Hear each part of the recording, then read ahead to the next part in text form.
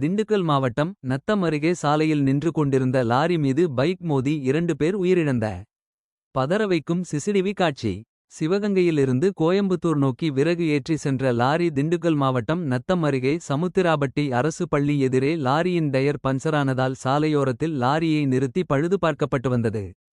அப்போது மூங்கில்பட்டியைச் சேர்ந்த சிற்பக் கலைஞர் சித்திரைவேல் கொட்டாம்பட்டியிலிருந்து நத்தம் நோக்கி இருசக்கர வாகனத்தில் வந்து கொண்டிருந்தபோது லாரியின் பின்புறத்தில் வேகமாக மோதினார். இதில் சித்திரைவேல் சம்பவ இடத்திலேயே உயிரிழந்தார். மேலும் லாரியை பழுதுபார்த்துக் கொண்டிருந்த வேலாயுதம்பட்டியை சேர்ந்த லோடுமேன் பொன்னுக்காளை மீது பைக் மோதியதில் பலத்த காயமடைந்தார். நத்தம் அரசு மருத்துவமனையில் முதல் சிகிச்சை அளிக்கப்பட்டு பின்னர் மதுரை அரசு மருத்துவமனைக்கு அனுப்பி வைத்தனர். ஆனால் செல்லும் வழியிலேயே பொன்னுக்காளையும் உயிரிழந்தார். இந்த விபத்தின் பதறவைக்கும் சிசிடிவி காட்சி வெளியாகி பரபரப்பை ஏற்படுத்தியுள்ளது. விபத்தில் பலியான சித்திரைவேல் 10 தினங்களுக்கு முன்புதான் புதிய இருசக்கர வாகனத்தை வாங்கியுள்ளார் என்பது குறிப்பிடத்தக்கது.